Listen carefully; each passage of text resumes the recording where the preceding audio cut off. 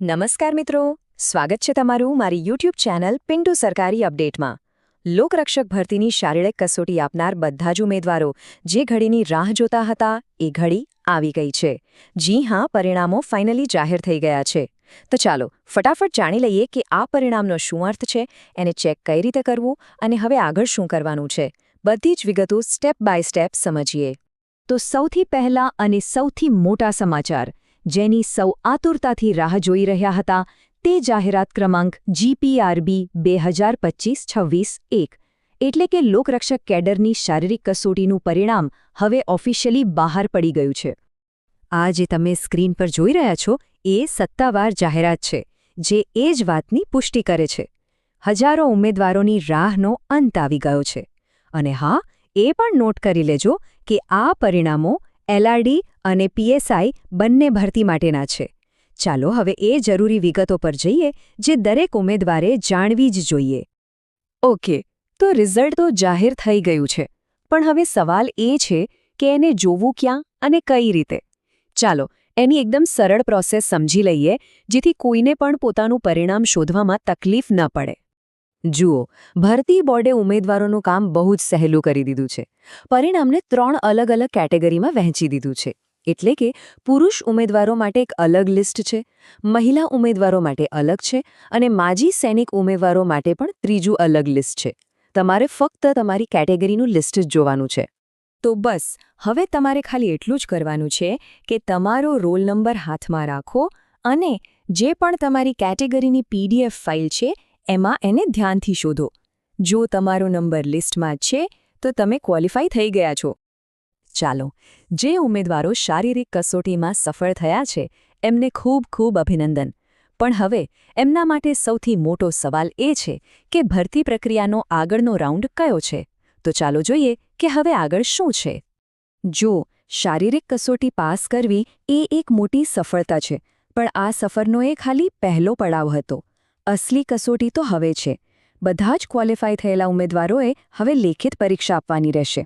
અહીં એક વાત ખાસ સમજવા જેવી છે, આ જે લેખિત પરીક્ષા છે એ છેલ્લો અને સૌથી નિર્ણાયક તબક્કો છે, કેમ કે શારીરિક કસોટી તો ફક્ત પાસ કરવાની હતી, પણ ફાઇનલ મેરિટ તો સંપૂર્ણપણે લેખિત પરીક્ષાના માર્ક્સ પર જ બનશે। એટલે હવે બધું જ ફોકસ એની તૈયારી પર હોવું જોઈએ। અને હવે એ તારીખ જે દરેક પાસ થયેલા ઉમેદવારે પોતાના કેલેન્ડરમાં મોટા અક્ષરે નોંધી લેવાની છે। લેખિત પરીક્ષાની તારીખ પણ નક્કી થઈ ગઈ છે, 14 સપ્ટેમ્બર 2026 અને દિવસ છે રવિવાર। આ તારીખ કોઈ અટકળ નથી। આ જુઓ, સત્તાવાર સૂચનામાં શું લખ્યું છે। આ જાહેરાત એકદમ સ્પષ્ટ છે કે તારીખ ફાઇનલ છે અને હવે તૈયારીમાં લાગી જવાનો સમય આવી ગયો છે।